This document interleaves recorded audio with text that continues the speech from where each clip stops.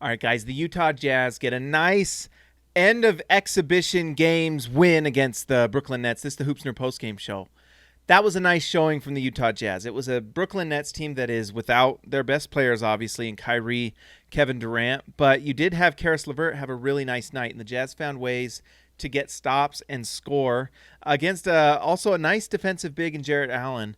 Utah played a good game on both sides of the floor. For Brooklyn, Caris LeVert's a nice player. That's basically all we got to say about Brooklyn. Utah, there's some signs here of things to be really excited about for Utah. First, Mike Conley is playing great. Tonight, Mike Conley was fantastic. His shot was falling.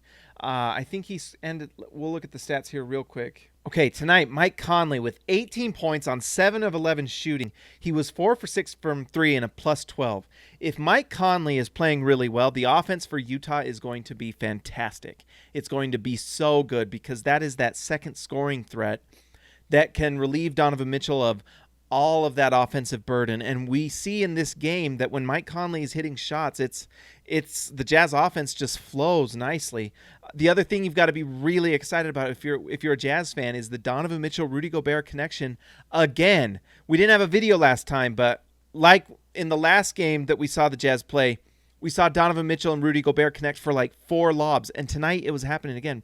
Donovan was making fantastic passes to Rudy Gobert, and it seems like getting that ball to Rudy Gobert is an emphasis that Utah's trying to do, but it seems like that chemistry is back, and so it's happening in a much better way. Tonight, Donovan Mitchell had 4 assists, but they were nice, and he was a plus 10 for the game. Mitchell also shot 5 for 7 from the field, 3 for 3 from 3.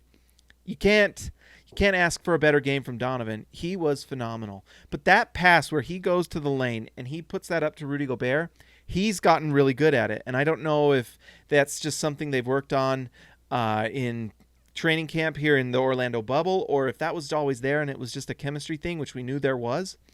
I don't know, but it's nice, and he knows how to put that lob up there to Rudy. Donovan might be our best lob thrower to Rudy Gobert for the Jazz. And that's a great, great thing. Also, Donovan's making passes when he drives to the rim to outside three-point shooters. So Donovan's ability to get to the rim and then kick it out to a corner three or to lob it to Rudy Gobert is what is going to take him to the next level and makes him a potentially top 10, top 15 player if he can do that consistently while also shooting at this clip. I mean, that's an underhanded Brooklyn Nets team, but man, those are numbers that are pretty wild. Really good. Joe Ingles had a decent night, plus 14. That's typical Joe Ingles stuff. That's what we talked about in that first game against the Suns, where you'd think that his plus minus wouldn't be so bad as it was, and he's playing a lot better. Hitting shots. Tonight he was only 2 for 6 from 3, but 4 rebounds, 2 assists, a steal, and a block. That's just Joe Ingles filling a stat sheet and helping his team win. He's one of those players that just helps your team win. He just does, whether it's on Australia or the Jazz. He fits with everyone. He makes shots. He defends.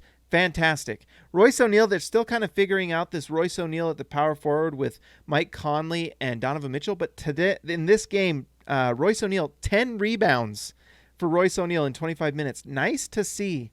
The three-point shot wasn't falling, but we know that will come. All of a sudden, we're seeing these things kind of work. And for Utah, the exhibitions are over now. Games start on Thursday. They've had a little bit of time to figure things out. They've got it, I think. I think they really know who they are. These next 8 games, I mean, they could lose all of them and they'll still make the playoffs probably.